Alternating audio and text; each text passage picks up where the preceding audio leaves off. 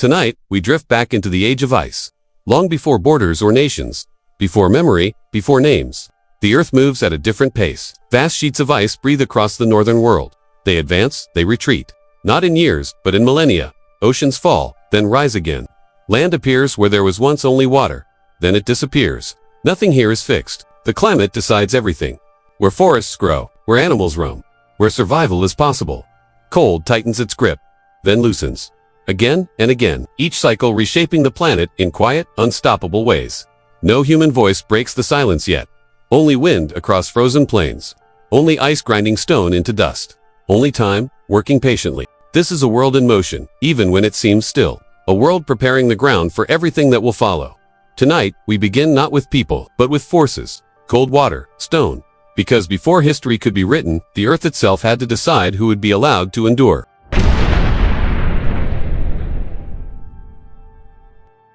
The Eemian Interglacial was not a brief anomaly or a gentle warming that passed unnoticed. It was a full reorganization of the planet's climate system, unfolding over thousands of years.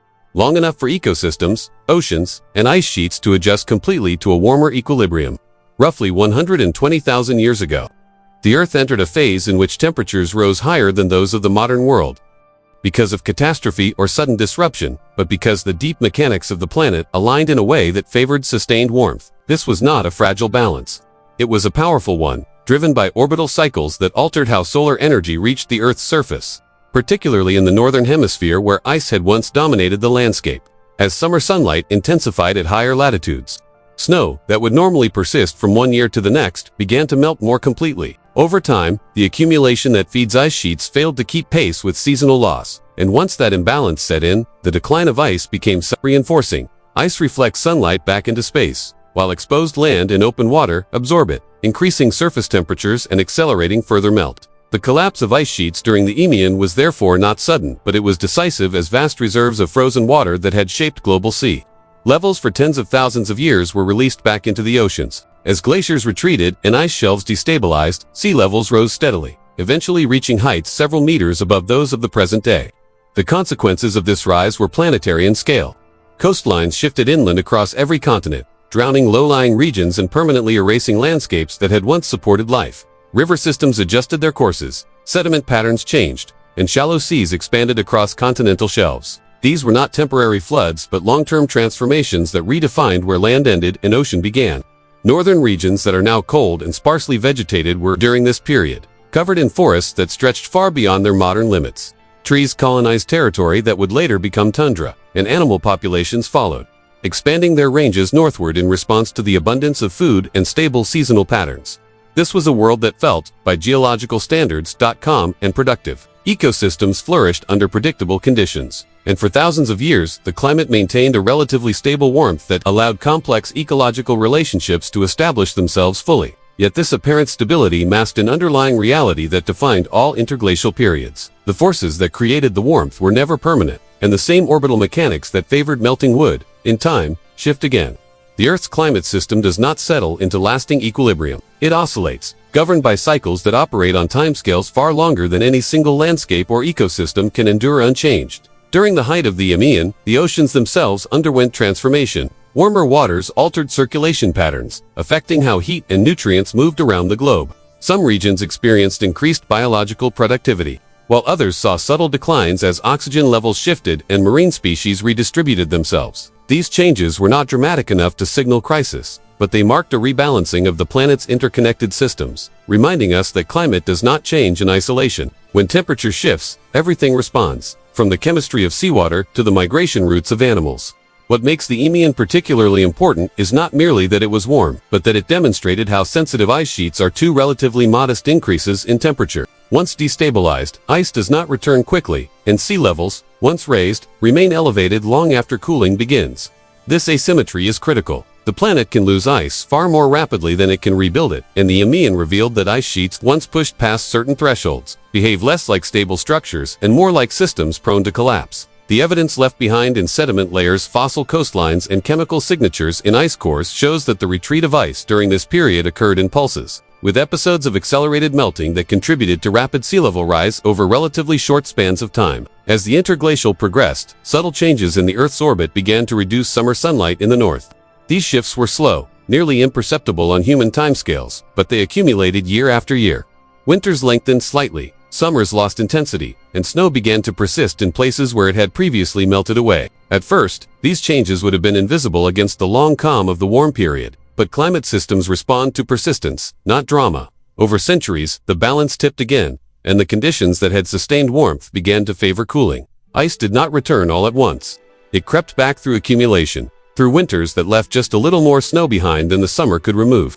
Glaciers formed in high latitudes and mountainous regions, slowly advancing outward, reshaping terrain through pressure and movement. Sea levels began to fall as water was locked once more into growing ice sheets, exposing land that had been submerged for tens of thousands of years. The forest that had flourished in the north retreated southward, replaced gradually by grasslands and eventually by cold-adapted ecosystems that could endure the tightening grip of ice. The end of the Eemian was not marked by catastrophe but by inevitability. The warmth faded because the planetary conditions that sustained it no longer existed, and there was no mechanism within the Earth's system to halt that transition. Climate follows physics, not preference, and once the energy balance shifted, cooling became unavoidable. The world that emerged after the Eemian was fundamentally different from the one that preceded it, not only because temperatures dropped, but because the landscapes, coastlines, and ecosystems had already been permanently altered by the interglacial warmth. What was lost during this period cannot be measured in familiar terms. Entire coastlines vanished beneath rising seas. Ecosystems were erased or transformed beyond recognition, and the physical memory of previous ice ages was overwritten by sediment and water. These losses were not tragic in a human sense, but they were irreversible. When the ice returned, it did so over a planet that had already been reshaped, carving new paths through land that had not existed during earlier glacial periods and locking the Earth into colder conditions that would last far longer than the warmth that preceded them. The Eemian Interglacial stands as a reminder that climate stability is always temporary and that periods of abundance carry within them the conditions for future hardship. The warmth that allowed forests to spread and seas to rise also weakened the ice sheets that regulate global sea levels, ensuring that when cooling resumed, the planet would enter a more extreme phase of glaciation. In this sense, the Eemian did not merely precede the next ice age. It prepared the Earth for it.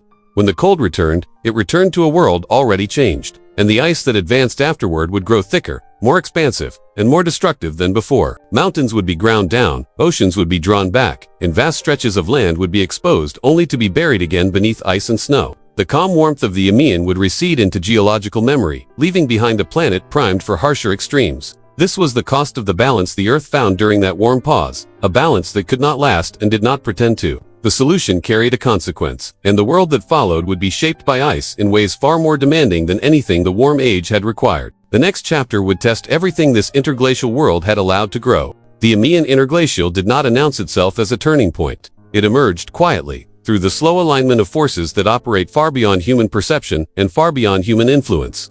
Roughly 130,000 years ago, the Earth entered a period of sustained warmth that would last for many thousands of years. Long enough for oceans to rise, ice sheets to retreat, forests to advance, and entire climate systems to reorganize themselves around a new equilibrium. This warmth was not the result of a single cause or sudden disruption. It was the product of predictable celestial mechanics, the slow and precise movements of the Earth through space that determine how sunlight is distributed across the planet's surface. At the heart of this transformation lay the geometry of the Earth's orbit. The planet does not travel around the sun in a perfect circle, nor does it remain upright as it moves. Its path stretches and contracts, its axis tilts and straightens, and its orientation slowly wobbles over time. These changes, known collectively as Milankovitch Cycles, operate on timescales of tens of thousands of years, altering how much solar energy reaches different regions of the Earth during different seasons. During the onset of the Eemian Interglacial, these cycles aligned in a way that delivered stronger summer sunlight to the northern hemisphere, particularly at high latitudes where massive ice sheets had previously dominated the landscape. This increase in summer energy did not need to be dramatic to be effective. Ice sheets exist in a delicate balance between accumulation and loss, gaining mass from snowfall during winter and losing it through melting during summer. When summers become slightly warmer or slightly longer, that balance shifts. Snow that once survived year after year begins to melt away completely, exposing darker surfaces beneath that absorb more heat. This feedback accelerates melting further, ensuring that once ice retreat begins, it becomes increasingly difficult to reverse. During the early Eemian, this process unfolded steadily, thinning ice sheets across Greenland and parts of Antarctica and releasing vast quantities of fresh water into the world's oceans. As ice collapsed and retreated, sea levels responded accordingly. Water that had been locked away on land for tens of thousands of years returned to the seas. causing a global rise that eventually placed shorelines several meters higher than they are today. This was not a temporary flood, but a long-term redefinition of the planet's geography. Coastal plains vanished beneath expanding seas, river mouths migrated inland, and shallow continental shelves transformed into marine environments. These changes reshaped ecosystems permanently, erasing some habitats entirely while creating new ones elsewhere, often far from their original locations. Northern regions experienced some of the most dramatic transformations. Areas that are now associated with cold climates and sparse vegetation became densely forested, as warmth and reliable precipitation allowed trees to colonize territory far beyond their modern range. Boreal forests expanded northward, replacing tundra and altering the surface characteristics of the land itself. Forested landscapes absorb more sunlight than ice-covered ground, reinforcing regional warming and further stabilizing the interglacial conditions. Animal populations followed these shifts, migrating northward in search of food and favorable environments, establishing ecological networks that would persist for thousands of years. For a long span of time, the Eemian world appeared stable. Seasonal patterns repeated with consistency, and ecosystems adapted fully to the prevailing warmth. Oceans circulated heat across the globe, moderating regional climates and supporting complex marine life. Atmospheric carbon dioxide levels remained within ranges the Earth's system had experienced before, and there was no immediate signal of impending collapse. Yet this stability was always conditional, dependent on the continued alignment of orbital factors that favored northern warmth. What makes the Eemian particularly important in Earth's history is not merely that it was warmer than today, but that it revealed how responsive the planet's ice sheets are to relatively modest changes in solar energy. Geological records indicate that ice loss during this period was not uniform or gradual at all times. Instead, there were episodes of accelerated melting, during which sea levels rose rapidly over relatively short intervals. These pulses suggest that ice sheets, once destabilized, can cross internal thresholds that lead to sudden structural failure, contributing disproportionately to sea level rise and amplifying the long-term impact of warming. These dynamics mattered because ice sheets play a central role in regulating global climate. They influence ocean circulation, atmospheric patterns, and the distribution of heat across the planet. When they retreat, the entire climate system adjusts in response. During the Eemian, warmer oceans altered current patterns, subtly redistributing heat and nutrients and reshaping marine ecosystems. Some regions experienced increased biological productivity, while others became less hospitable as oxygen levels and temperature ranges shifted beyond the tolerance of certain species. The planet remained alive and abundant, but it was no longer the same planet it had been before the interglacial began. The forces driving this warmth, however, were already in motion toward reversal. Milankovitch cycles do not pause or stabilize once they create favorable conditions. They continue inexorably, driven by gravitational interactions between the Earth, the Moon, and other bodies in the solar system. Over time, the Earth's axial tilt began to decrease slightly, reducing the contrast between seasons, while changes in orbital shape altered the timing and intensity of summer sunlight in the northern hemisphere. These shifts were subtle, unfolding over thousands of years, but they carried decisive consequences. As northern summers gradually lost strength, winter snow began to persist longer into the year. At first, the difference was minimal, almost imperceptible within the broader warmth of the interglacial. But climate systems respond to accumulation, not immediacy. Each year that left a little more snow behind than the last added to a growing reservoir of ice, particularly in high-latitude and high-altitude regions. Glaciers began to form and expand, reflecting sunlight and reinforcing cooling trends. The same feedback mechanisms that had accelerated ice loss during the onset of the Eemian now worked in reverse, promoting ice growth as temperatures declined. This transition did not involve catastrophe or abrupt collapse. Cooling advanced patiently, season by season, century by century. Forests retreated southward, replaced by grasslands and eventually by cold-adapted vegetation. Animal populations migrated again, tracking the shifting boundaries of habitable terrain. Sea levels began a slow descent as water was once more locked into growing ice sheets, exposing land that had been submerged for tens of thousands of years. The planet was not undoing the Eemian but moving beyond it, carrying forward the changes it had already absorbed. The critical point is that this outcome was unavoidable. Once the orbital conditions that sustained the interglacial began to change, there was no countervailing force within the Earth's system capable of maintaining warmth indefinitely. The climate follows energy balances dictated by physics, not biological need or ecological convenience. The Eemian could not have persisted because the mechanisms that created it were transient by nature. When they shifted, cooling was not a choice but a consequence. The permanent changes left behind by the Eemian were subtle but profound. Coastlines remained altered long after sea levels fell, shaped by erosion and sediment redistribution that could not be reversed. Ecosystems that had adapted to warmth were forced into contraction or extinction, while new ones emerged under colder conditions. Ice sheets that regrew did so on a planet already reshaped by interglacial processes, carving landscapes differently than they had before and setting the stage for more extensive and severe glaciation. In this sense, the Eemian was not merely a warm pause between ice ages, but a preparatory phase that altered the planet's sensitivity to future climate shifts. By destabilizing ice sheets and elevating sea levels, it demonstrated how easily certain thresholds could be crossed and how long the consequences of those crossings could endure.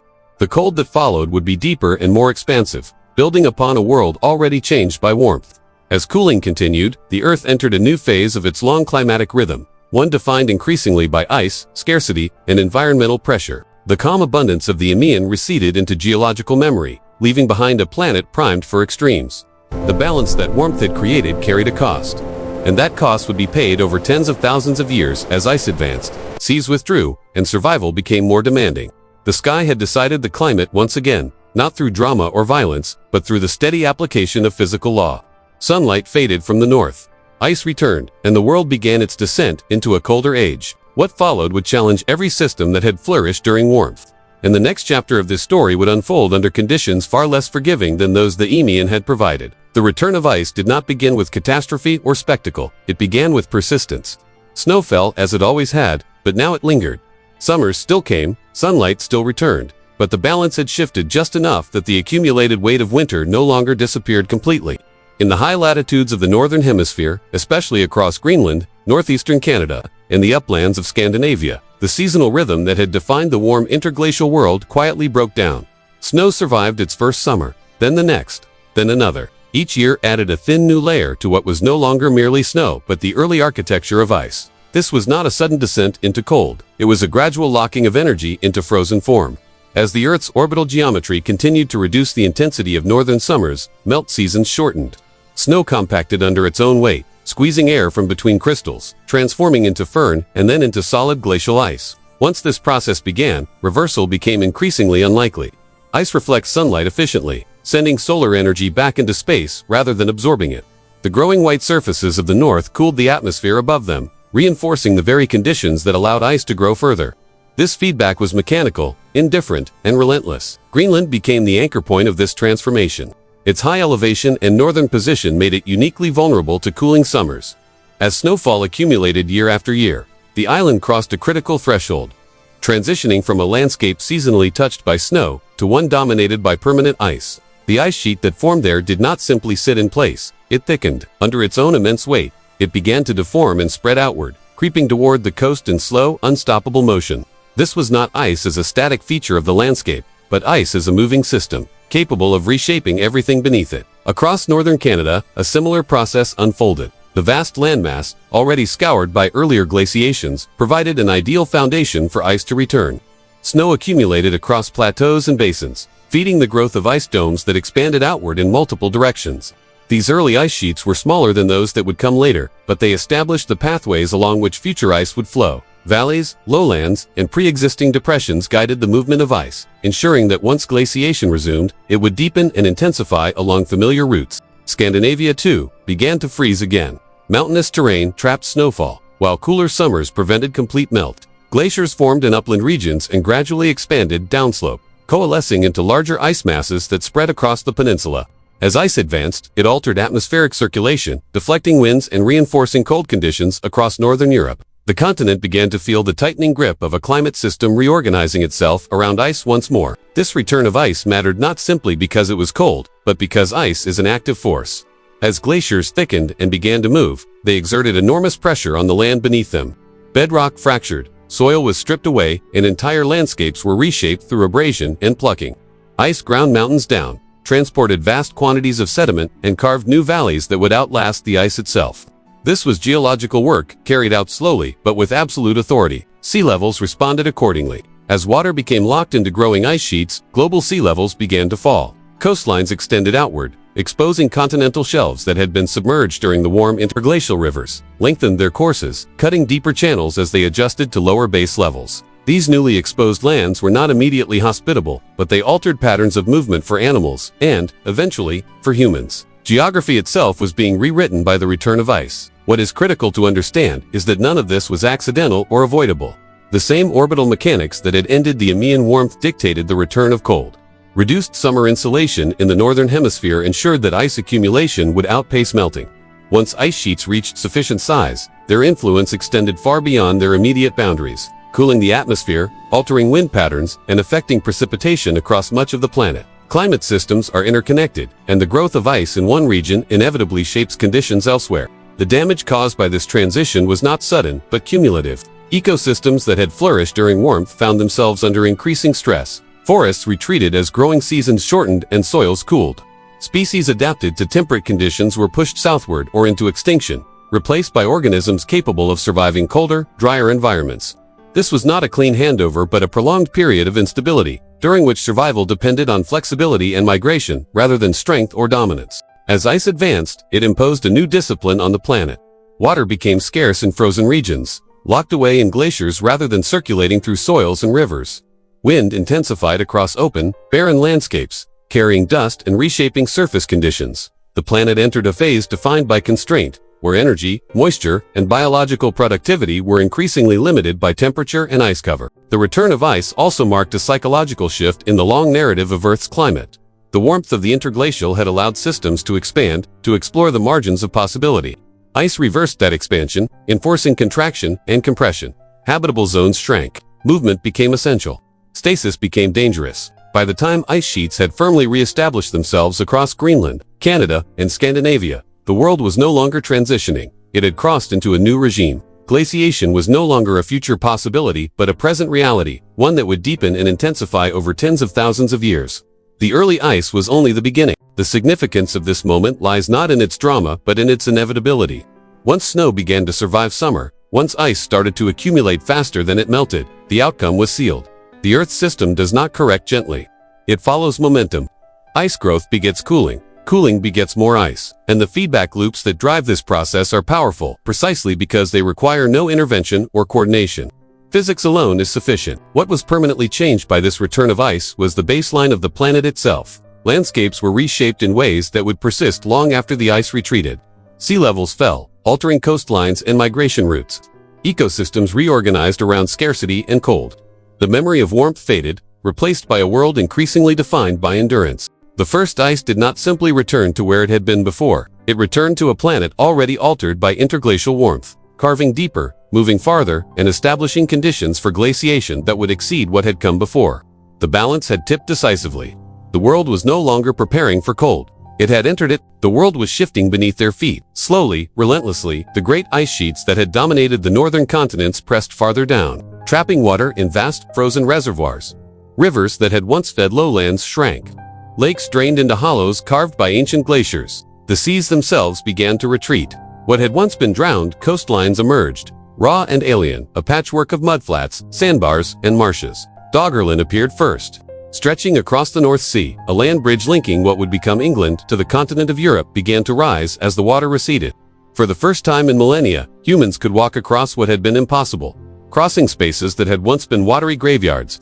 The flat expanse of Doggerland was not lush. It was treeless in many areas, windswept and dotted with lakes and streams, a land that demanded careful navigation, careful thought, yet it offered opportunity. Hunters and gatherers moved into these newly revealed spaces, following herds of elk, aurochs, and reindeer that themselves migrated along the shifting land. To the east, a different connection was forming. The ice had lowered global sea levels by more than 100 meters. Rivers were choked with cold meltwater, but they carved channels through the exposed seabed, creating a bridge between Siberia and Alaska. Beringia, as it would be called, was a narrow strip of land and tundra that connected continents. It was a corridor and a bottleneck at once, a harsh but navigable passage for people, animals, and the seeds of future civilizations. Through this passage, humans moved, step by careful step, into landscapes they could not yet imagine, driven by curiosity, survival, and the inexorable pressure of climate. The world had become wider, yes, but it had also become harsher. Temperatures fell, winds picked up over exposed plains, and precipitation patterns shifted unpredictably. Where once forests had held steady, now steppe and tundra claimed the margins of the ice. Food became less abundant, more seasonal. In some regions, animals that had been reliable prey dwindled, while new herds adapted to open plains and long winters moved through the corridors of emerging land. Human communities adapted in response, altering migration patterns, reorganizing hunting parties, and developing new tools for life on these but the changes could not have unfolded differently. The ice sheets were massive, driven by orbital variations and long-term cooling. Water trapped in them had to go somewhere. The oceans had no choice but to fall, exposing lands that had been hidden for millennia. There was no pause. New sudden have every human decision, every migration was made against a backdrop of inevitability. They could react, adapt, move, or perish, but the emergence of Doggerland, the creation of Beringia, the exposure of new coastlines, was a certainty of physics and climate.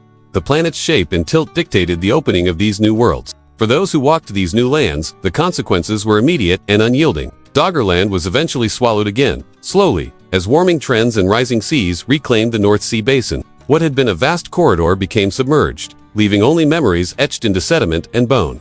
But Beringia persisted long enough to serve as a bridge for human migration into the Americas. This land allowed the first waves of people to reach continents they had never seen, to plant the seeds of cultures that would stretch across millennia. The rise of land created a world connected in ways it had never been before, yet it was a world that demanded endurance. Life everywhere was quieter. The oceans, once filled with the sound of tidal exchange along inundated coastlines, became more distant. Human communities heard less water, fewer storms, and in the silence they felt both freedom and vulnerability.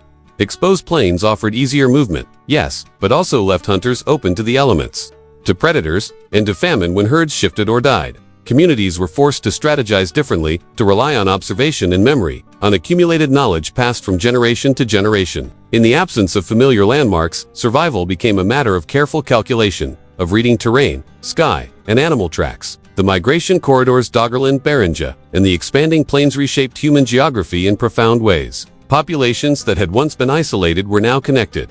Trade, however rudimentary, became possible over distances previously unthinkable.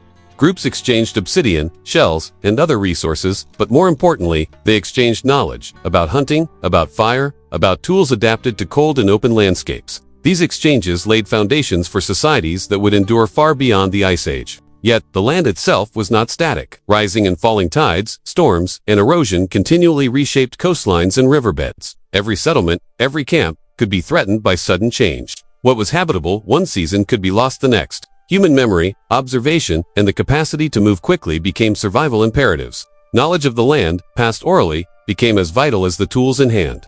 Geography dictated opportunity, risk, and strategy. The exposure of new lands also altered ecosystems permanently. Coastal and marine species lost habitats, while tundra and steppe species expanded.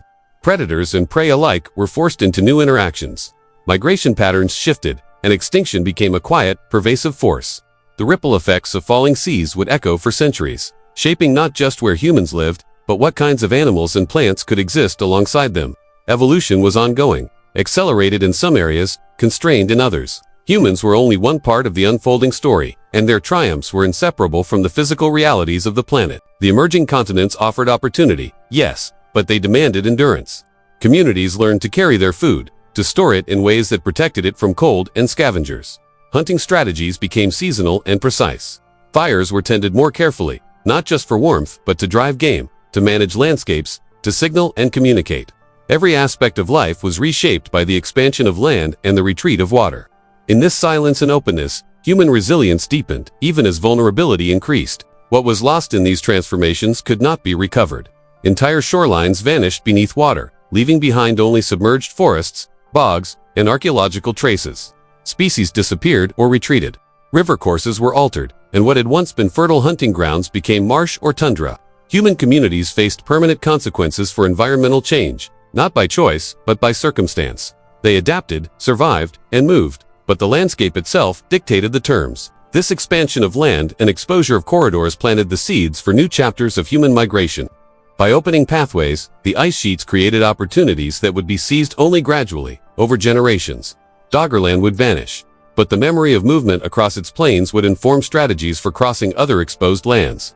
Beringia would allow humans to enter a continent unknown to them, setting in motion migrations that would populate North and South America. The opening of these spaces was at once a promise and a warning. Life could expand, but only by respecting the harshness and limits of the newly revealed world. Every migration, every settlement, every hunt was a negotiation with the planet itself. The oceans had fallen, revealing new possibilities, but those possibilities demanded constant vigilance. Humans could not pause. They could not rely on old patterns. They were part of a system larger than themselves, responding to forces older than memory. The land would rise and fall in cycles, and human survival required foresight, adaptation, and endurance. And so the world became wider, quieter, harsher, horizons stretched beyond previous limits, yet every new step carried risk. What had emerged from the waters was both a corridor and a challenge. Communities moved, animals adapted, ecosystems shifted, and the Ice Age continued its relentless shaping of continents. Humans had new space to occupy, new lands to explore, and new obstacles to endure. This solution carried a cost. The land was there, but it demanded everything humans could give: knowledge, endurance, cooperation, and patience. The balance they found would not last.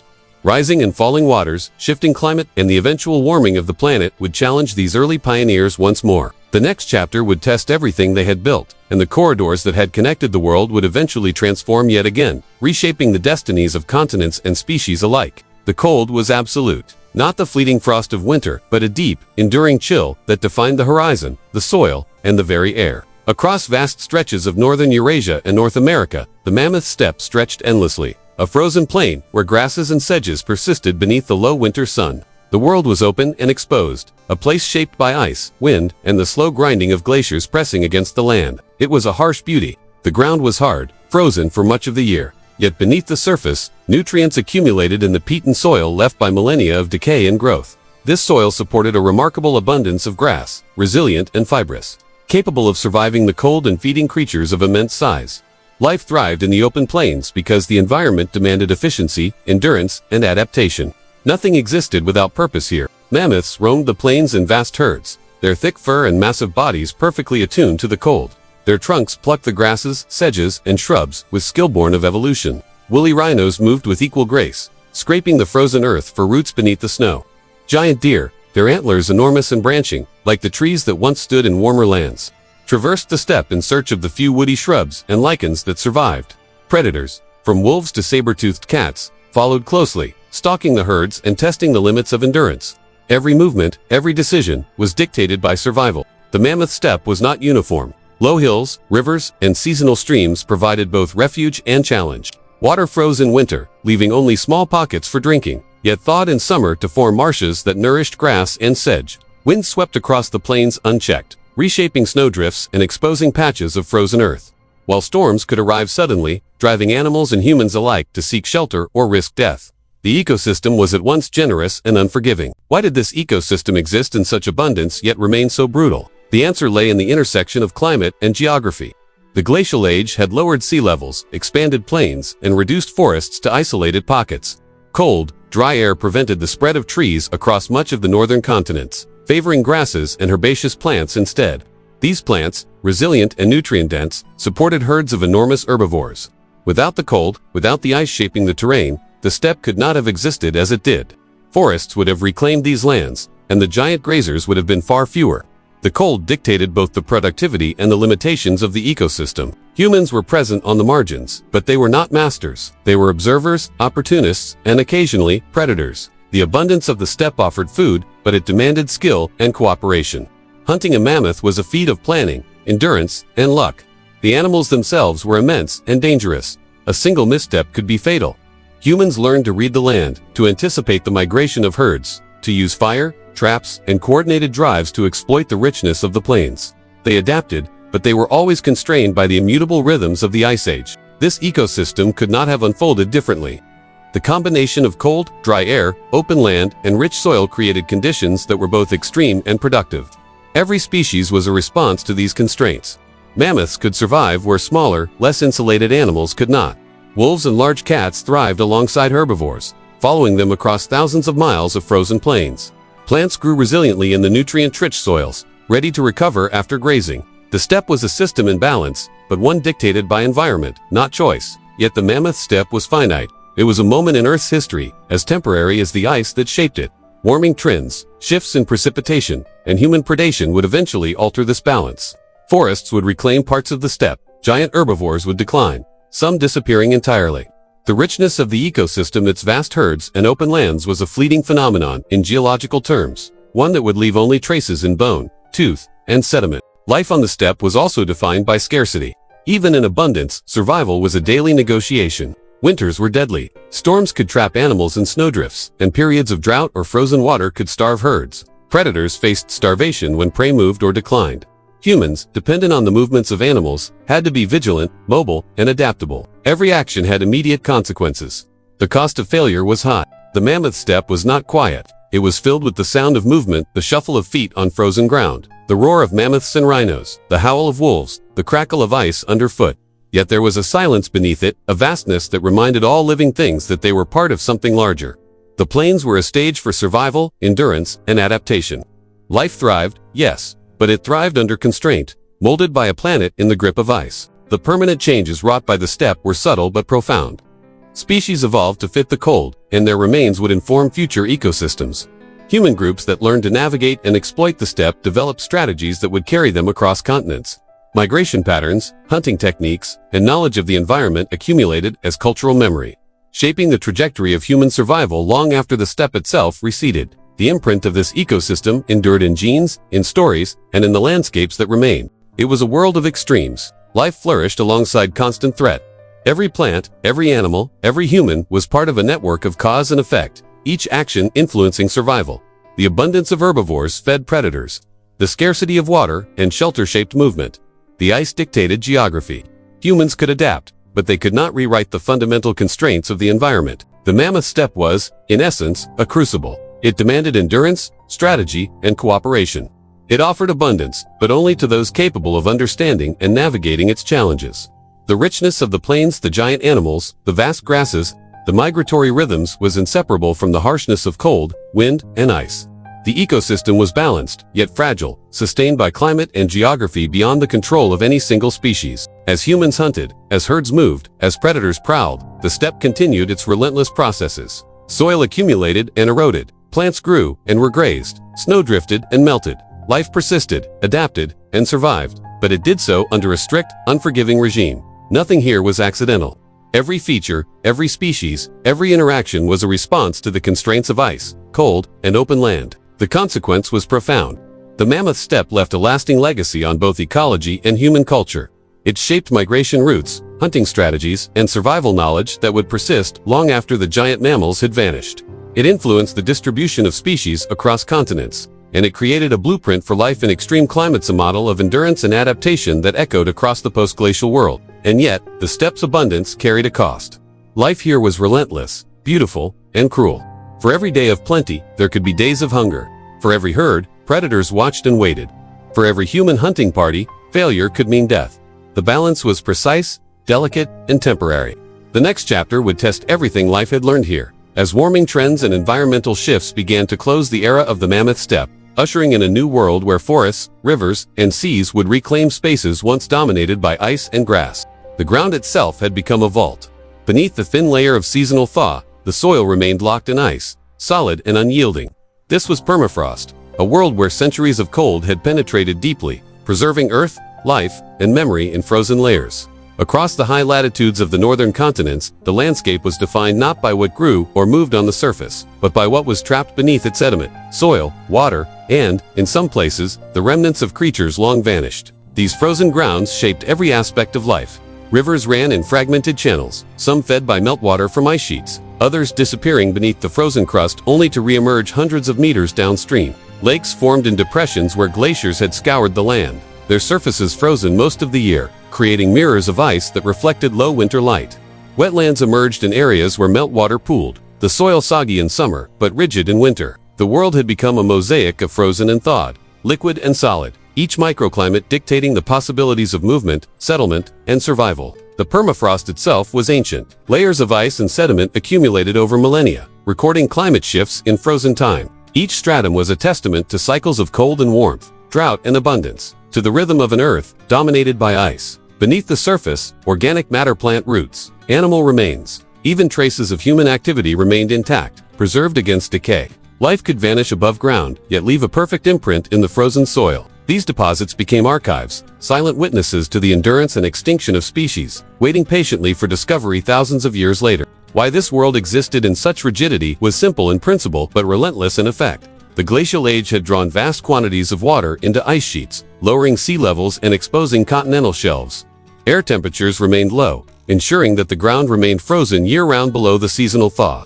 Even during brief summers, only the upper layer of soil softened enough for plant roots to penetrate, leaving the deeper strata untouched. Climate dictated the limits, and geography dictated the patterns. Permafrost could not have formed anywhere else at this scale, and it could not have remained if temperatures were higher. Its existence was inevitable, a consequence of the planet's tilt, orbit, and the massive ice sheets pressing against the land. On the surface, life adapted in response. Plant growth was shallow but resilient. Mosses, lichens, and cold-hardy grasses dominated, spreading where they could, retreating where the soil was too harsh or waterlogged. Trees were rare and stunted, limited to sheltered valleys or isolated pockets.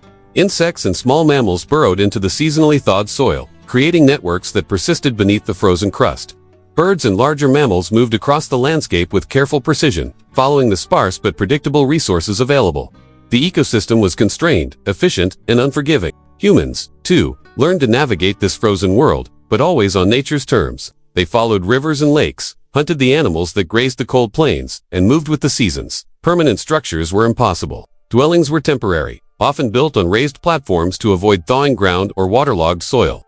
Tools and weapons were designed for mobility and efficiency. The permafrost dictated movement, dictated the rhythm of life, dictated the decisions that would ensure survival. Any attempt to resist or alter the landscape's dictates was futile. The frozen ground would not yield, and all human adaptation was measured in incremental responses rather than domination. The strange Ice Age landscapes were as varied as they were harsh. Polygonal ground patterns appeared where ice wedges cracked the soil, creating intricate geometric networks visible from above and below. Thermokarst formations, caused by melting ice beneath the surface, created depressions and mounds that disrupted drainage and created microhabitats. Lakes and ponds emerged suddenly in subsided areas, reshaping hunting grounds and travel routes. Rivers could vanish into the permafrost, only to flow underground and reappear elsewhere. The land was alive in its own way, dynamic and unpredictable, yet entirely governed by the cold. The consequences of living on this frozen earth were profound and enduring. Entire species adapted to survive short growing seasons and frigid temperatures. Migration patterns became rigidly seasonal, dictated by the thawing of soil and the availability of food. Large mammals, such as woolly mammoths and bison, moved across predictable routes, following forage that would emerge above the frozen layer. Predators followed closely, their survival intertwined with the rhythm of herbivores. Humans, dependent on these animals, had little choice but to learn the same patterns, to synchronize with the land and its creatures. This was an ecosystem in balance, but one of extreme constraints. Energy was scarce in winter, abundant only briefly in summer. Every action carried risk. A failed hunt could mean starvation. A storm could trap herds or hunters alike. Every species faced limits imposed by the frozen ground beneath their feet.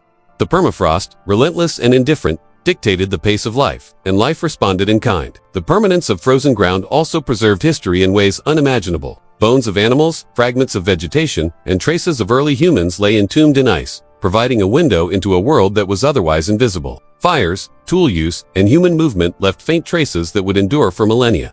Every buried carcass, every preserved seed, every ice-bound sediment layer became a record of survival, failure, and adaptation.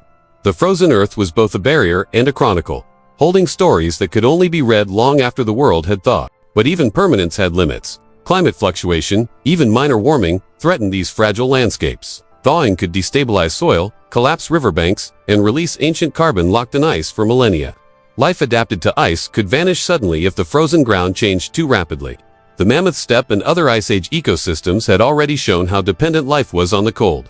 The permafrost was a stage, a regulator, and a preserver, but it was not eternal. The frozen world also shaped human ingenuity. Tools were sharpened, shelters insulated, fires tended with meticulous care. Knowledge of ice, snow, and frozen terrain became crucial for movement and survival. Travel required observation of subtle changes. The softness of the soil underfoot, the thickness of ice covering rivers, the presence of vegetation indicating subsurface thaw. Humans became intimate observers of the frozen earth, yet always subject to its rules. They could adapt, yes, but they could not change the fact that the ground was immovable, that the land beneath them was older and colder than any human generation. Water, paradoxically, was abundant yet dangerous. Surface lakes and wetlands offered resources but could freeze unpredictably or collapse into thawed pockets below. Meltwater carved channels that altered the landscape seasonally, sometimes creating fertile corridors, other times impassable barriers. The permafrost was both container and conduit, storing water and ice while directing the flow of rivers and streams. Life, human or animal, had to interpret these patterns continuously. To fail was to risk disaster. The frozen earth imposed permanence on temporality. Growth was seasonal, movement was constrained, and survival depended on understanding these limits. Species evolved specifically to fit this environment. Thick coats, large bodies to conserve heat. Diets adapted to sparse forage. Humans adapted socially and culturally. Migration patterns, hunting practices, and the use of stored resources reflected an intimate understanding of the frozen world. Every innovation was a direct response to the constraints of ice and soil. The permanent damage or permanent shaping was subtle but inescapable.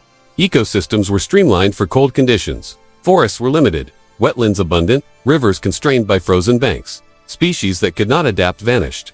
Others thrived only because the ice dictated their niche.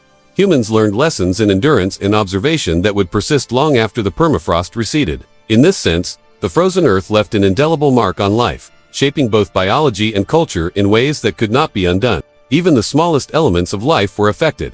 Microbial communities persisted in frozen layers, dormant but alive, capable of activity only when thawed. Seeds remained viable for centuries, awaiting the right conditions to sprout. Animal remains provided nutrients for future generations when the ice melted. The frozen ground was not lifeless. It was a repository of potential, a silent force that shaped the possibilities of existence. In this world, silence dominated as much as sound. The winds across the frozen plains carried little warmth, and life moved deliberately and quietly. Rivers, when frozen, were motionless, their surfaces unbroken. The permafrost held the land in stillness, yet beneath the surface, a subtle energy persisted, organic matter decaying slowly. Water seeping under ice, animals moving across thawed corridors. Life was constant, but measured, constrained, and disciplined by the cold. The planet had been locked in frost for millennia, and this lock dictated every outcome. The shape of continents, the availability of resources, the very movement of species, all were consequences of frozen ground and relentless cold. Humans could adapt, innovate, and survive, but they could not undo the patterns imposed by ice. The frozen earth was absolute. It allowed endurance, but it left no room for error. The consequences for the future were profound. Knowledge, adaptation, and survival strategies developed in the permafrost would inform human migration and settlement in subsequent warmer periods. Archaeological evidence, preserved in ice and sediment, would provide insight into species, climates, and human activity thousands of years later. Life on the frozen earth was a crucible, shaping resilience, endurance, and the capacity to read landscapes. This frozen world carried a cost. The stability of permafrost enabled life but constrained it. Movement, growth, and survival were all mediated by ice. For humans, the frozen earth demanded observation, cooperation, and endurance. For animals, it demanded adaptation, size, and mobility. For plants, it demanded resilience and patience. The balance they achieved was delicate, temporary, and entirely dependent on the persistence of cold. The lessons of permafrost endure. The frozen earth preserved, constrained, and shaped life in ways that could not be altered by human action. It created a landscape both alien and familiar, harsh and generous. It dictated the possibilities of survival, the limits of movement, and the rhythm of life. The solution of permafrost carried a cost. The frozen ground was permanent, unyielding, and indifferent. Life adapted, but only within its strict rules. The balance they found would not last forever. The next chapter would challenge these frozen landscapes, as warming and the retreat of ice began to rewrite the rules, melting the frozen earth and reshaping the planet once again. The world had grown unrecognizable. Ice sheets pressed against continents, winds carved through open plains. Rivers froze and thawed in rhythm with the sun's weak arc. Amid this harshness, humans, both Homo sapiens and Neanderthals, moved across a landscape that demanded ingenuity. They were not masters, not yet, but survivors. Every step, every decision, had to account for cold, scarcity, and unpredictability. Early Homo sapiens were learning to live in ways their ancestors had never known. Their bodies, adapted for endurance and movement, were capable of long treks across frozen terrain. Their eyes, ears, and hands became instruments for understanding the world, reading snowdrifts for signs of animal movement, listening for the subtle sounds of predators, feeling the quality of ice and soil beneath their feet. Survival was an exercise in observation, memory, and anticipation. Neanderthals, by contrast, had already mastered aspects of the cold. Their robust bodies were suited for endurance in sub-zero temperatures. Their short, stocky frames conserved heat. Their faces, wide and strong, shielded against wind and frost. Yet even they were not immune to the hardships imposed by the environment. The ice dictated the rhythm of their lives. When to hunt, when to move, when to shelter. They relied on experience, on tools, and on the communal knowledge of generations. Survival was never accidental. It was learned, practiced, and passed on. Fire became the axis of life. It was warmth, protection, and a center for community. Fires were not casual. They required fuel, effort, and knowledge of wind and terrain. The ability to maintain fire separated life from death in freezing winters. Homo sapiens carried it in hearths, shelters, and even in portable embers, moving it across the landscape like a fragile treasure. It was light in the darkness, a bulwark against the cold, and a medium through which humans began to manipulate their environment rather than simply endure it. Tools amplified survival. Stone, bone, and antler were shaped into points, scrapers, and blades capable of cutting, hunting, and processing food. Tools were extensions of the human body, designed to overcome limitations imposed by cold. Spears could reach prey across frozen rivers. Scrapers could turn hide into clothing. Blades could carve wood into shelters or weapons. Each innovation represented an intimate understanding of materials, climate, and the movement of animals across ice and snow. Clothing transformed life further. Animal hides were not simple coverings. They were survival instruments. Fur was layered and sewn carefully to trap heat and shed snow. Gloves, leggings, and cloaks were all crafted for functionality, tailored to fit the body and the climate. Humans began to think ahead, planning for long winters and unpredictable storms. Clothing was intelligence made tangible, a form of adaptation as essential as any tool or fire. Migration was constant, dictated by the movement of herds, the thawing of rivers, and the limits of frost. Humans followed the mammoths, bison, and reindeer, their movements synchronized with the rhythm of prey. They moved lightly, carrying only what was essential, learning the terrain and memorizing it for generations. Even small errors could prove fatal. A frozen river that cracked underfoot, a snowdrift hiding a predator, a scarcity of forage for prey. Knowledge was survival. Every human decision was bounded by the limits of the environment, and there was no margin for miscalculation. Neanderthals and Homo sapiens interacted with the environment differently, yet their paths converged. Both species exploited caves for shelter, strategically locating them near water sources, game trails, and defensible positions. Both mastered fire and tools. Both adapted clothing and hunting strategies to the seasonal constraints of the Ice Age. Yet these adaptations did not make them invincible. They were constrained by the fundamental cold, by the frozen landscapes, by the cycles of scarcity that repeated each year without deviation. Food acquisition was a study in endurance and foresight. Hunting large herbivores demanded cooperation, planning, and patience. Humans tracked animals for days, noting patterns, anticipating movement, and setting traps or ambushes. The rewards were immense. A single mammoth could feed a group for weeks, but so were the risks. Injuries, failed hunts, and sudden storms could mean death. Small prey, roots, and seasonal plants supplemented diets, but these were never reliable in frozen landscapes. The ice dictated the rhythm of life, and humans adapted to its limits. Shelters were another testament to intelligence. Tents of hide, structures of bone, and rock overhangs provided protection from wind and snow. Locations were chosen for strategic advantages, proximity to prey, water, and fuel. Shelters were temporary, yet sophisticated, evidence of forward thinking and planning. Humans did not simply survive. They created microenvironments where life could continue despite the brutal cold outside. Social cohesion became essential. Groups relied on collective knowledge, shared labor, and mutual protection. Cooperation in hunting, food storage, and fire maintenance determined survival.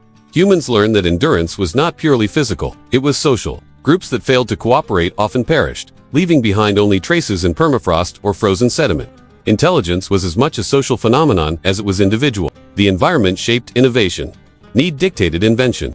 Spears, blades, clothing, and fire were not mere conveniences, they were responses to the inevitability of cold.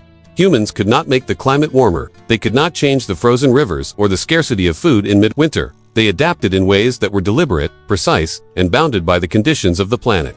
Each tool and practice reflected a negotiation with nature, a recognition of limits that could not be transcended. Yet even with these adaptations, life was fragile. A sudden storm could destroy a shelter. An unexpected movement of prey could render a hunt useless. Cold could penetrate clothing. Fire could fail. Rivers could freeze unexpectedly. Every success was provisional. Every day a negotiation with a world indifferent to human needs. Adaptation did not guarantee survival. It merely increased the likelihood. Humans learned to read the subtle signs of weather, animal behavior, and terrain. But the ice retained ultimate control. The permanent consequences of this period were profound. Homo sapiens who mastered clothing, fire, and tools carried knowledge forward, forming the foundation for future technological development. Neanderthals, equally adept, ultimately disappeared, leaving evidence of survival strategies etched into bones, tools, and shelters. Human cognition, social cohesion, and ingenuity were honed in response to the relentless pressures of a freezing world. The environmental pressures of the Ice Age did not simply shape survival, they shaped the very architecture of human thought and culture. Life in the freezing world also created cultural legacies.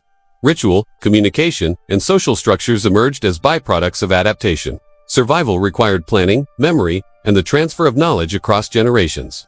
Fire became not only warmth but ceremony. Shelters were not only protection but a locus for teaching. Cooperation was not only practical but foundational for social identity. The Ice Age demanded intelligence, and in return, intelligence left its mark on human societies. Humans could not have survived in this world without adaptation. The landscape dictated possibilities. Cold imposed constraints. Scarcity imposed limits. Every successful strategy emerged in response to the frozen environment. There was no alternative. The environment would not pause, would not yield, and would not compromise. Survival was contingent upon intelligence, observation, and relentless practice. By the end of this period, humans had learned a profound lesson. Adaptation is survival, and survival is intelligence applied. They had transformed the environment of cold into a theater for endurance, innovation, and social cohesion.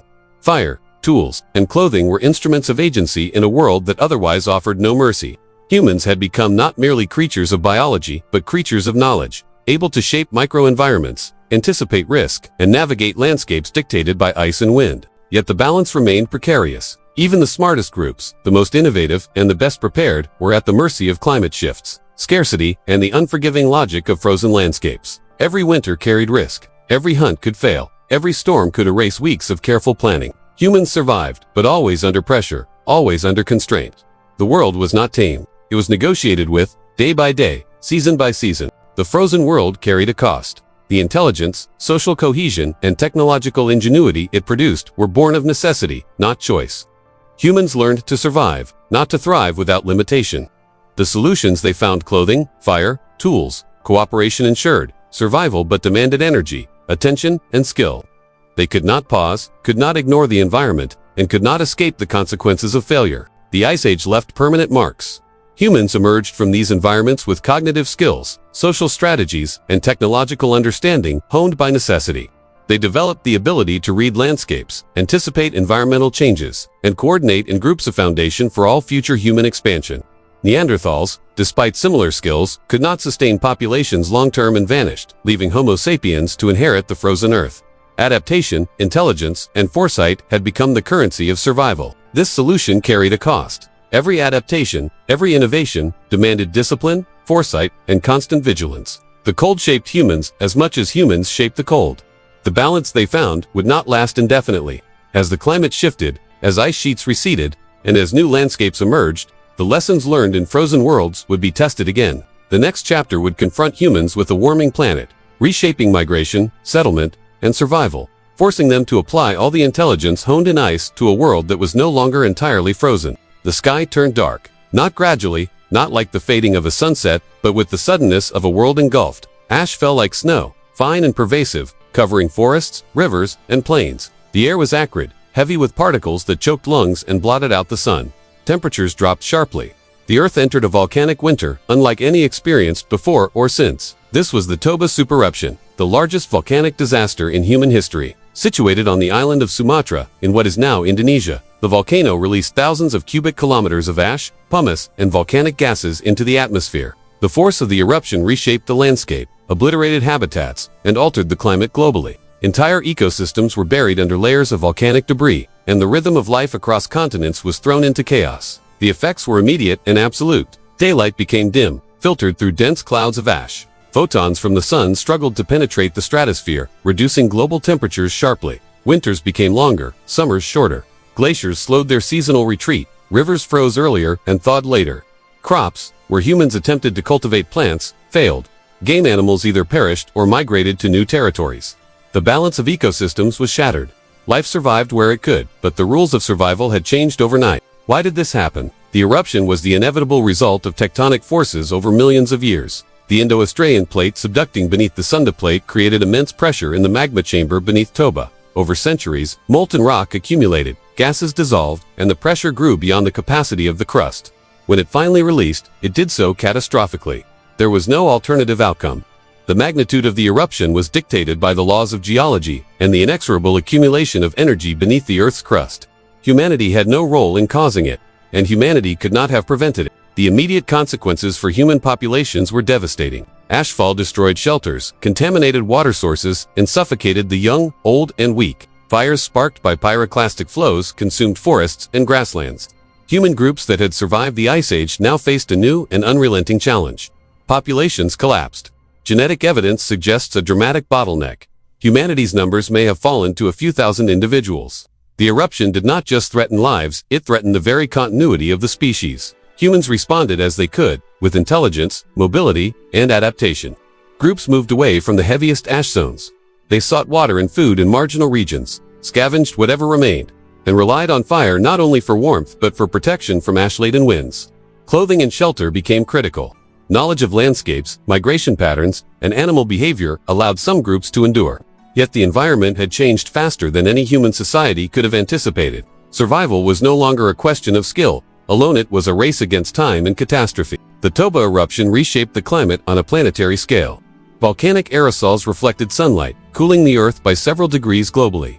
This cooling persisted for years. In equatorial regions, rainfall diminished, leading to drought and the collapse of tropical forests. In temperate zones, growing seasons shortened, and permafrost advanced temporarily. Ecosystems were disrupted. Plant species failed to propagate. Herbivores starved. Predators followed the herds, or starved themselves.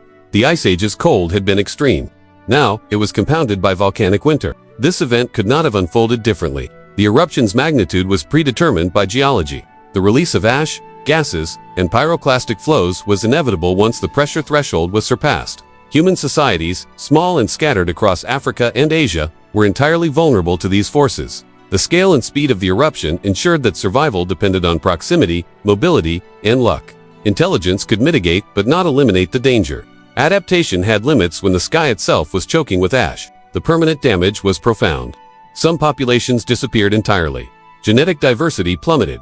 Ecosystems shifted, some permanently. Forests that had survived millennia were flattened. Lakes were choked with ash. Rivers altered their courses. Many species of plants and animals failed to recover in the immediate aftermath. The Toba supereruption left scars in the geological record, in the DNA of human populations, and in the fossil record of countless species. Life would endure, yes, but forever altered by this singular event. Humanity nearly erased itself. Small, scattered groups survived in pockets around the globe. Their survival was contingent on knowledge, mobility, and cooperation. The survivors carried with them only the bare minimum of genetic and cultural diversity. Traditions, languages, and practices may have been lost. Entire ways of life disappeared under ash and fire. The bottleneck imposed by Toba would shape the evolution of Homo sapiens for tens of thousands of years. Those who lived carried the inheritance of survival under catastrophic conditions, resilience forged by necessity rather than choice. Life persisted, but differently. Plants regrew slowly, adapted to the new, cooler, darker conditions. Animals recolonized areas where ashfall had been thickest. Humans adjusted hunting patterns, relied on smaller game, and reevaluated the limits of mobility. Knowledge became survival's most precious resource. The ability to read the weather, anticipate shifts in climate, and navigate altered landscapes determined life or death. In the wake of Toba, intelligence was not abstract. It was literal survival. The eruption also shifted the trajectory of human migration. Groups that survived moved into previously unoccupied territories, following refuges where ashfall had been lighter or where water sources remained. This dispersal facilitated the spread of Homo sapiens into new continents, planting the seeds for later civilizations. Yet these migrations were not deliberate or strategic in the modern sense. They were dictated by necessity, by the constraints imposed by the eruption and its global aftermath. Movement was survival, not expansion. The Toba supereruption demonstrates the fragility of life in the face of planetary-scale events. Humanity had endured ice ages, shifting landscapes, and extreme climates, yet a single geological event imposed pressures beyond any prior experience. It forced adaptation, reshaped populations, and left an imprint that would influence human evolution, culture, and survival strategies for millennia. It was a reminder that intelligence and mobility, while powerful, were always subject to the immutable forces of the Earth. The ecological consequences were as severe as the human ones. Tropical forests lost species unable to survive ash and cold. Temperate ecosystems were reorganized. Large mammals, already stressed by glacial conditions, faced additional pressure. In some regions, species disappeared entirely, leaving niches to be filled by survivors or entirely new colonizers. Volcanic winter reshaped migration patterns across continents. Life endured, but the template had been rewritten. The Toba eruption also left permanent geological markers. Thick ash layers, pyroclastic deposits, and altered river systems remain visible today. Testimony to the scale of the disaster. These deposits allow scientists to trace the eruption's magnitude and reach, reconstructing the world's response to catastrophe. Yet, for the humans living through it, the evidence was experiential. Cold, darkness, hunger, and the constant awareness that survival was tenuous. Every step carried risk. Every day demanded vigilance. Despite the catastrophe, humans endured. They carried with them the lessons of fire, clothing, tools, and cooperation into the post-eruption world. These adaptations became more critical than ever. forming a foundation for future resilience. Humanity's survival was not due to luck alone, but to the application of intelligence, social cohesion, and skill honed over millennia of Ice Age challenges. The Toba eruption would have eliminated life entirely if not for these adaptive capacities. Yet the event left a lasting shadow. The population bottleneck limited genetic diversity, making humanity more vulnerable to future environmental pressures. Cultures, knowledge, and languages may have been lost, creating gaps that would take millennia to fill. Ecosystems were forever altered, species composition changed, and landscapes transformed. The eruption was a fulcrum, a pivot in Earth's history where life teetered dangerously close to collapse. Even centuries later, the memory of the eruption lingered in subtle ways, altered migration patterns, changes in resource use, and adaptations in social behavior. Survivors passed knowledge of ash, fire, and cold to subsequent generations. Humanity carried forward the legacy of Toba, not in written history but in behavior, resilience, and evolution. The imprint of this eruption would echo through genetics, culture, and the natural world for tens of thousands of years. The Toba supereruption was a moment when the planet asserted dominance. Ice and fire, wind and ash, reshaped life irreversibly. Humans endured through intelligence, cooperation, and adaptation. Animals persisted where they could.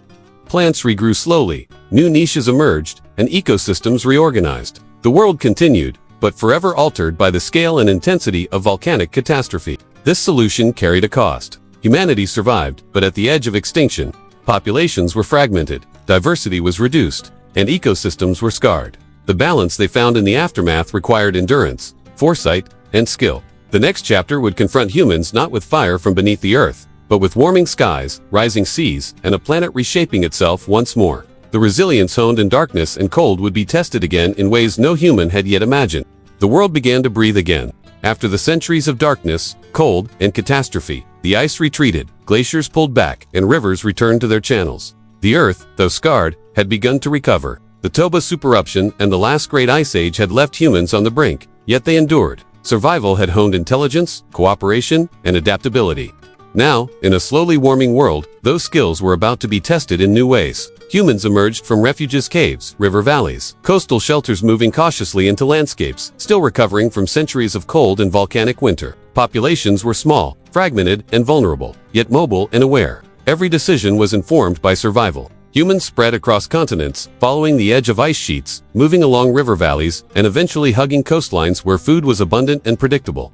The world was opening, yet the challenges remained. Hazards of terrain, climate, and competition dictated movement.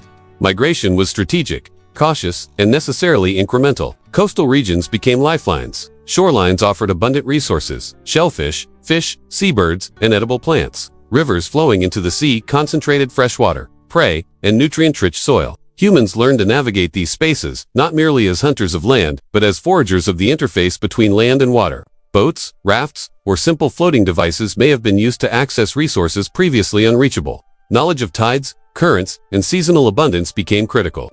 The edge of the land offered sustenance, a corridor for expansion, and a platform from which humans could begin to master new terrains. The migration southward was both inevitable and constrained. Rising populations from refuges pressed against environmental limits, forcing groups to explore further. The tropics, previously inhospitable during Ice Age cold, became accessible. Dense forests, rivers, and wetlands offered new niches. The expansion into these regions was gradual, dictated by the availability of resources and the ability of humans to adapt to novel climates and ecosystems. There was no alternative. If groups remained in depleted zones, survival was impossible. Mobility was not a choice, it was a necessity. Australia was reached. The first humans set foot on its coasts, crossing shallow seas or island chains exposed by lower sea levels during previous glacial periods. They encountered entirely new ecosystems, marsupials, unfamiliar plants, and landscapes shaped by fire, wind, and water. Survival required immediate adaptation. Hunting techniques were adjusted, tools were redesigned for local fauna, and foraging strategies developed for unfamiliar vegetation. Movement, knowledge of the land, and social cohesion remained essential. The expansion into Australia was not conquest. It was survival under constraint, applying lessons honed over millennia of ice, fire, and scarcity. Human culture began to flourish. Art, symbolic expression, and innovation emerged in parallel with expansion. Cave paintings, carved figurines, and ornaments appeared in multiple regions, indicating a complex understanding of representation, identity, and communication. These cultural artifacts were not merely decoration. They were a record of knowledge, a reinforcement of social cohesion, and a way to codify understanding of the world.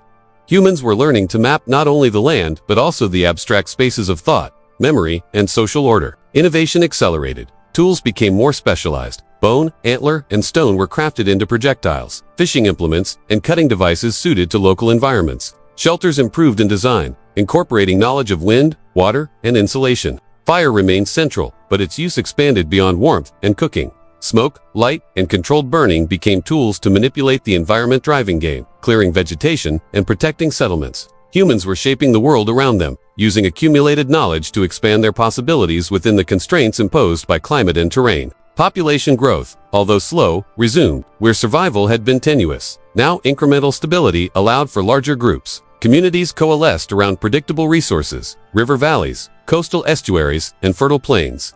Social structures became more complex. Cooperation was reinforced, not just for immediate survival, but for shared labor, defense, and knowledge transmission. Hierarchies, roles, and cooperative networks began to take shape, reflecting the practical demands of life in a recovering world. The environment itself continued to shape human development. Forests, rivers, and coastlines provided both opportunity and limitation. Migration routes were constrained by mountains, deserts, and previously glaciated areas. Resources were unevenly distributed. Humans had to learn the rhythms of flooding rivers, seasonal plant cycles, and animal migrations. Knowledge of these patterns was critical, forming the foundation of long-term survival strategies and eventual settlement. Food strategies diversified. Humans became omnivores of the land and sea. Hunting large terrestrial mammals remained critical, yet coastal and riverine foraging provided stability. Fish, shellfish, and waterfowl supplemented diets, allowing communities to survive environmental variability. Knowledge of storage, preservation, and seasonal cycles emerged, allowing groups to withstand temporary scarcity. The relationship between humans and their environment became increasingly sophisticated, reflecting both dependence and ingenuity. The expansion across continents was not uniform or unchallenged. Ice sheets and permafrost still constrained northern movements. Arid regions and deserts slowed southward dispersal. Rivers and mountains acted as natural highways or barriers, shaping where and when humans could travel. Competition with other hominins where they persisted, and with megafauna, influenced settlement patterns. Migration was adaptive, responding continuously to environmental pressures. Humans moved, not randomly, but strategically, guided by survival imperatives. Innovation in hunting and foraging continued. Projectile technology improved, enabling hunting at greater distances. Fishing tools allowed exploitation of aquatic ecosystems. Traps, snares, and coordinated drives reflected complex planning and communication. Humans applied abstract thought to practical ends, understanding animal behavior, weather patterns, and geography in ways that ensured survival. Every innovation was constrained by necessity, tested against environmental limits, and refined through experience. Culture flourished alongside survival. Symbolic expression art, ritual, and ornamentation reinforced social cohesion, conveyed knowledge, and helped navigate uncertainty. Cave paintings depicted animals and hunting scenes, reinforcing memory and teaching strategies. Figurines and carvings may have served as talismans or records of important events. Cultural practice became a tool for survival. It encoded experience, transmitted knowledge, and bound groups together. Intelligence, social cohesion, and symbolism were inseparable from life itself. The permanent impact of this period was profound. Humans spread across every habitable continent, laying the groundwork for global distribution. Knowledge, innovation, and culture accelerated. Adaptations forged during Ice Age survival tools, clothing, fire, cooperation remained essential. Humans were no longer just surviving. They were shaping environments, managing resources, and encoding experience in culture and technology. The lessons of the past directly influenced expansion into new worlds. Yet the expansion carried risks. Populations remained vulnerable to environmental change, predation, and disease. The balance achieved in recovery and expansion was fragile. Mistakes, miscalculations, or misreading of landscapes could still result in death. Every migration and settlement required careful planning, knowledge of terrain and resources, and cooperation among individuals. Survival was never guaranteed. It was negotiated continuously with the environment. The recovery also marked a turning point in human capacity.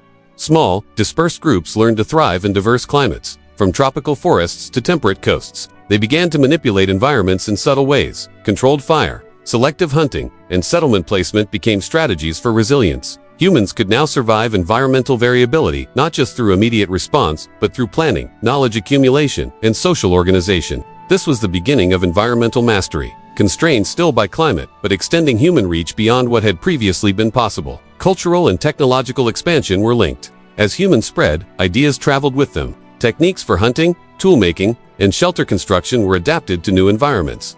Symbolic practices, art, ritual, ornamentation provided continuity across vast distances. Knowledge was portable. Survival was not merely biological, it was cultural. Adaptation required both body and mind, skill and memory, innovation and tradition. By the end of this chapter in human history, the Earth had been mapped anew in human understanding. Coastal migrations opened pathways to new continents. Australia was colonized. Cultural complexity began to flourish. Tools became more specialized. Fire use more deliberate, and social organization more structured. Humans had transformed catastrophe into opportunity, using experience, intelligence, and cooperation to expand across the recovering world. This solution carried a cost. Expansion required energy, observation, and coordination. Survival depended on constant vigilance and knowledge transfer, yet the benefits were immense. Humans spread globally, diversified culturally, and built the foundation for subsequent innovation. The balance they achieved would shape the trajectory of human history for tens of thousands of years. The recovery and expansion marked a fundamental shift. Humans were no longer merely surviving the world, they were beginning to understand, anticipate, and influence it. The skills honed in Ice Age survival, the lessons learned from volcanic catastrophe, and the innovations in toolmaking, social cohesion, and symbolic expression all converged. Humanity was poised not merely to endure, but to thrive. The next chapter would test the limits of this newfound capacity. Rising seas, shifting climates, and increasingly complex social structures would challenge humans to apply their knowledge on a planetary scale. The recovery had opened pathways, but the journey was far from over. Every lesson learned, every innovation developed, was a stepping stone into a world that demanded intelligence, adaptability, and foresight in ways the species had never before encountered. The Earth reached its coldest peak. Ice sheets stretched across continents, massive and unyielding, pressing down with the weight of millennia. North America, Northern Europe, and Northern Asia were buried beneath kilometers of ice, reshaping landscapes, rerouting rivers, and holding oceans captive in frozen vaults. Sea levels dropped dramatically, exposing continental shelves, connecting lands now separated by water, and changing the very geography of the planet. This was the last glacial maximum, the height of the Ice Age world, where cold, ice, and scarcity defined every living system. The landscape itself became a dominant force. Mountains wore permanent snow caps, plains were swept by glacial winds, and permafrost extended farther south than ever before. Rivers were constricted by ice dams, lakes expanded where ice blocked drainage, and new wetlands formed in depressions between glaciers. Coastlines receded as water was locked in ice, revealing land bridges such as Doggerland between Europe and Britain, and Beringia between Asia and North America. These newly exposed corridors became pathways and barriers simultaneously, shaping human migration, animal movement, and the distribution of ecosystems. The climate was harsh, extreme, and relentless. Temperatures plummeted far below the tolerances of most plants and animals. Growing seasons shortened, storms intensified, winds carried ice and snow across open plains. Survival depended on adaptation to cold that was permanent for decades or centuries at a time. The environment was absolute in its constraints. Humans, animals, and plants all had to operate within its unyielding logic. Those who could not adapt perished, leaving only the species, groups, and individuals equipped to endure. Ice sheets were colossal. Greenland and the Laurentide ice sheet in North America held enough water to lower global sea levels by over 100 meters. Scandinavia was buried beneath the Fennoscandian ice sheet, while Siberia bore the weight of the vast Eurasian ice fields. These glaciers were not static. They advanced and retreated seasonally, but remained massive for millennia, slowly grinding valleys, redirecting rivers, and reshaping the surface of continents. Their sheer size altered climate regionally and globally, affecting wind patterns, precipitation, and temperatures far beyond their immediate boundaries. Sea levels, at their lowest, exposed land bridges and shelves. Doggerland connected Britain to mainland Europe, allowing animals and humans to migrate freely across territories that today are submerged. Beringia connected Siberia and Alaska, providing a corridor for humans and megafauna to move between continents. These expansions of land were temporary and precarious, dictated by the ice sheet's ability to trap water. Migration, hunting, and settlement were constrained by geography. The world was wider but harsher, offering new possibilities but at extreme cost. Human populations faced the peak of environmental challenge. Groups of Homo sapiens moved cautiously across frozen plains and tundra, following herds of megafauna such as mammoths, bison, and reindeer. Tools, clothing, and fire remained essential for survival. Shelter was imperative, often in caves, rock overhangs, or constructed dwellings insulated against wind and frost. Social cohesion became paramount. Cooperation in hunting, resource sharing, and knowledge transfer was not optional, it was life itself. Humans endured, but always at the margin. With every action measured against the limits imposed by ice and cold, The ice dictated every rhythm of life. Rivers froze or slowed, making freshwater scarce in some regions. Vegetation was limited to tundra grasses, mosses, and cold-resistant shrubs. Animal populations were concentrated along predictable migration routes, leaving humans no choice but to follow. The distribution of resources became spatially constrained. Mistakes in navigation or timing could lead to starvation. The world was governed not by human will, but by the logic of ice, permafrost, and seasonal extremes. The pressures on ecosystems were immense. Large herbivores had to travel great distances to find forage. Predators tracked their prey over harsh terrain, while scavengers adapted to the scarcity of remains.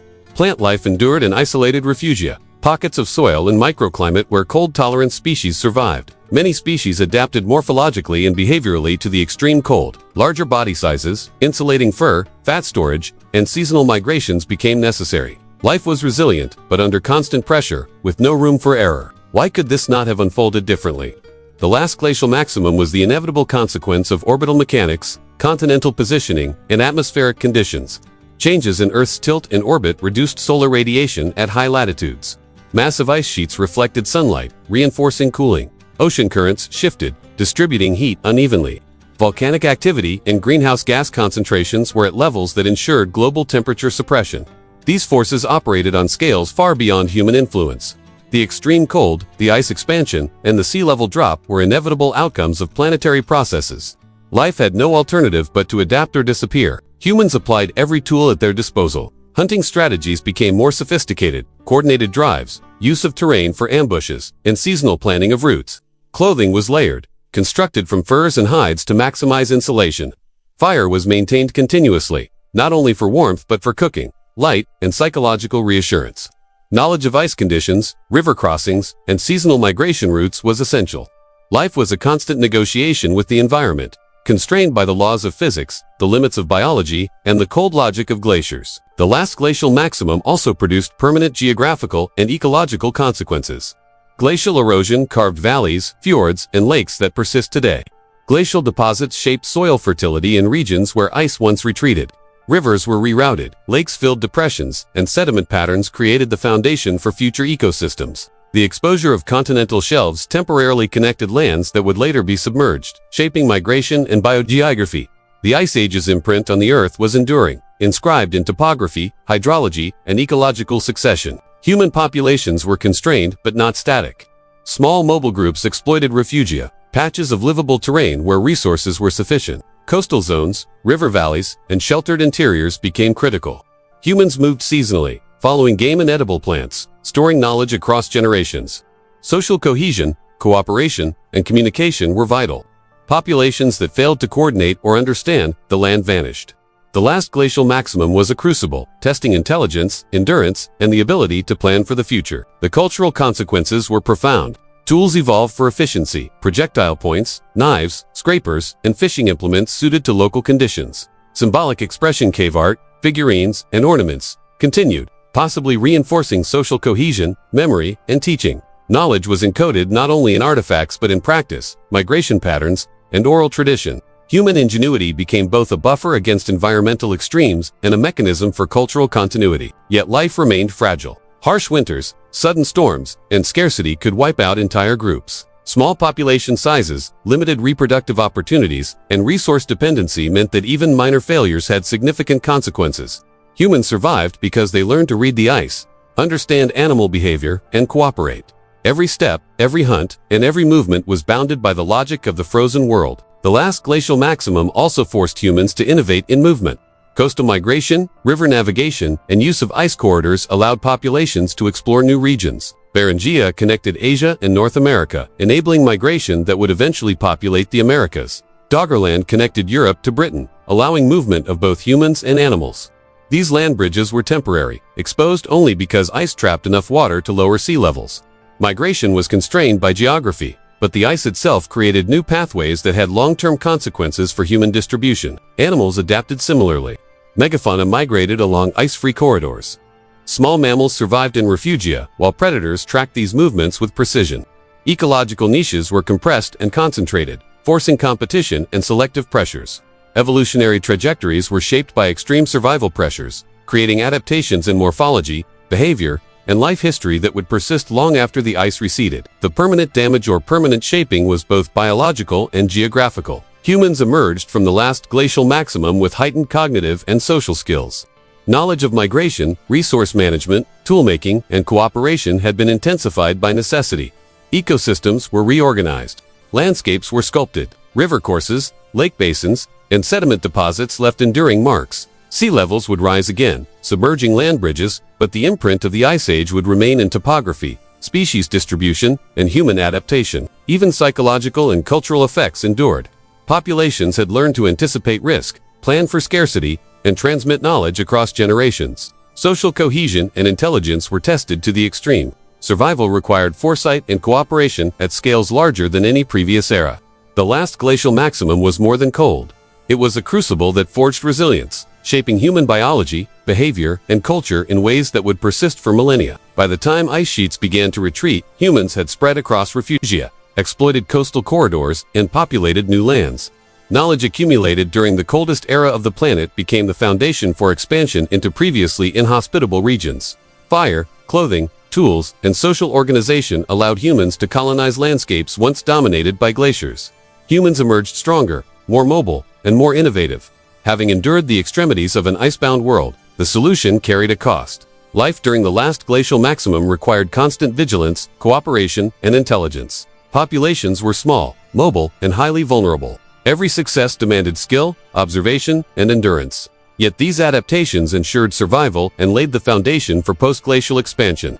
The balance achieved was fragile but profound. Humans had survived the coldest world they would ever face, and their capacity for innovation, social cohesion, and environmental mastery had been forged under pressure. The next chapter would confront a changing Earth. Ice sheets would retreat, sea levels would rise, and new climates would challenge the species that had survived extremes. Knowledge gained in frozen landscapes would become essential for life in a warming, shifting, and increasingly complex world. The last glacial maximum was the pinnacle of cold, a world where survival demanded intelligence, foresight, and adaptability. The lessons learned here would echo for millennia. The ice will retreat, but slowly, inch by inch, reshaping the world long after humans have moved on. The Earth never stays still. Its climate shifts, its landscapes transform, and life is forced to adapt. Humanity, shaped by cold, survival, and the relentless pressure of the ice, carries forward lessons written in bone, stone, and memory. As you listen, let yourself drift into reflection. Think of the vast glaciers, the frozen plains, and the small, resilient groups of humans who endured the extremes. The climate always changes, and so too does life. If you've journeyed through this story with me, take a moment to pause, rest, reflect, and when you awaken, carry with you the resilience, the curiosity, and the quiet strength of those who survived the coldest world humanity has ever known. Thank you for watching. If you enjoyed this journey through the last ice age, subscribe to Past Picture and join us as we continue exploring the deep, quiet stories of our shared history.